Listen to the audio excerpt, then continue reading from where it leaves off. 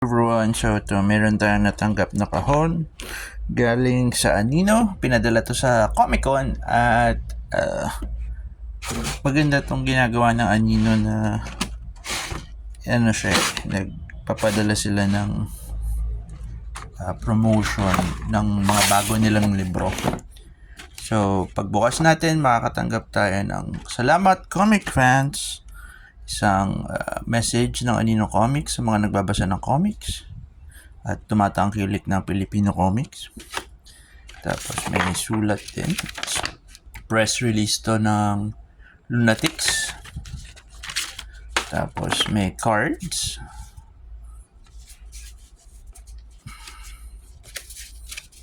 tapos may postcard,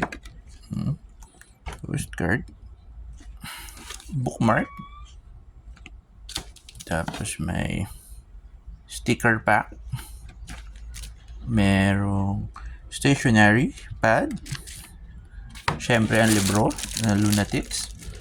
Yan, available yan sa kanilang online selling platforms. Yan, order na kayo. Gawa ng National Book Awardees na si Russell L. Molina at Ace Enriquez. May kasama din siyang tumbler. Walang laman yung tumbler. Pwede ka palang mag cold brew ata dito or tsaa. Tapos may kasama din siyang t-shirt. Ang size ng shirt na to ay hindi ko alam. Sana kasya siya sa akin. Yan, t-shirt. Kasya natin para makita.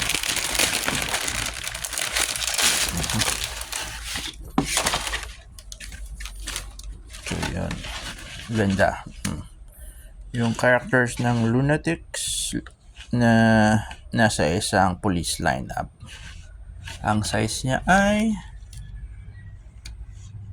XL. Kasya to sa akin. Salamat, Anino Comics. Okay?